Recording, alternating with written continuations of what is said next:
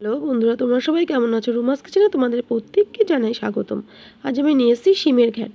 তো চলো আমার সাথে থাকো আর সম্পূর্ণ রেসিপিটা দেখো কীভাবে বানাচ্ছি আমি এটা।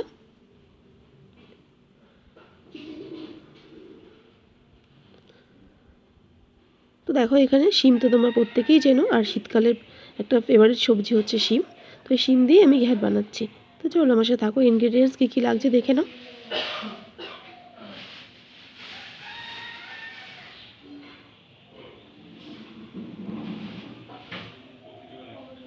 তো দেখো, এখানে শিম টুকরো করে কেটে রেখেছি, তার সাথে আলু টুকরো করে কেটে রেখেছি, টমেটো কুচি রয়েছে, আর পেঁয়াজ কুচি, লঙ্কা কুচি রয়েছে, নুন হলুদ রয়েছে, আর রয়েছে ধনেপাতা।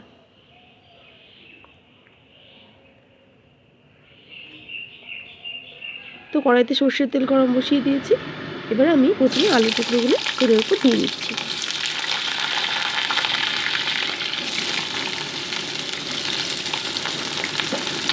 আলুগুলো মোটামুটি 2 মিনিট ধরে ভেজে নিচ্ছি।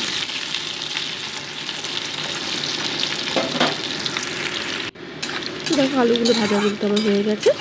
এবার আমি পেঁয়াজ লঙ্কা কুচিটা এর মধ্যে অ্যাড করে দিচ্ছি।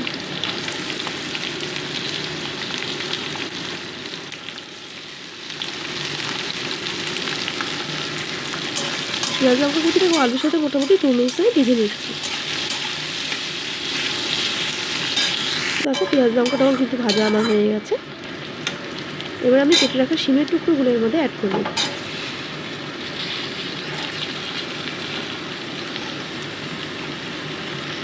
উইন্টার সিজনে শিমের এই সবজিটা খুব দারুণ লাগে খেতে। তখন ভাত দিয়েও ভালো লাগে, তবে রুটি দিয়েও কিন্তু খুব ভালো লাগে খেতে। মোটামুটি এটাকে 2 মিনিট ধরে ভেজে নিচ্ছি।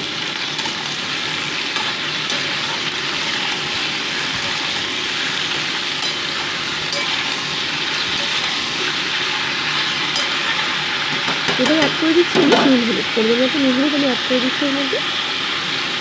দিয়ে মোটামুটি এটাকে আরও 2 মিনিট ধরে কষিয়ে দিচ্ছি। দেখো, মোটামুটি কষানো আমার হয়ে এসছে।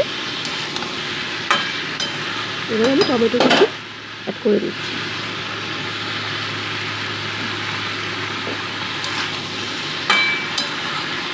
এবার হালকা নেড়ে নিচ্ছি আমি। এবার লিড চাপা দিয়ে মোটামুটি 15 মিনিটস গ্যাসের ফ্লেমটা একদম লোতে রেখে ওয়েট করছি। তো 15 মিনিটস পর ফিরে এলাম। দেখো, শিমগুলোও কিন্তু আমার সেদ্ধ হয়ে গেছে, আলুগুলোও সেদ্ধ হয়ে গেছে। মোটামুটি এগুলোকে আমি একটু স্ম্যাশ করে নিচ্ছি আর কি, খুন্তি দিয়ে একটু স্ম্যাশ করে নিচ্ছি। স্ম্যাশ করে আরও 2 মিনিটস আমি এটাকে ভেজে নিচ্ছি।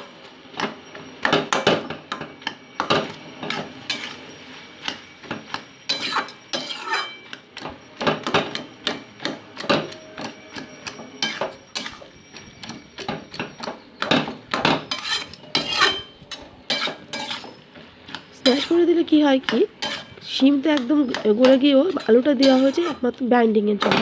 আলু যদি তোমরা না চাও তা নাও দিতে পারো, কিন্তু আলুটা দিলে এই শিমের ঘ্যাটটা আর কি টেস্টটা বেশি লাগে। এবার মোটামুটি দেখো হয়ে কিন্তু গেছে আমার ঘ্যাটটা। এবার আমি ধনেপাতা কুচি অ্যাড করে দিচ্ছি গার্নিশিংয়ের জন্য। ধনেপাতা কুচিটা দিলে এই ঘ্যাটটা দারুণ লাগে খেতে। তোমরা ধনেপাতা কুচিটা অবশ্যই এর মধ্যে ইউজ করবে। ভালো মতো এটাকে আরও 2 মিনিট দিয়ে ভেজে নিচ্ছি।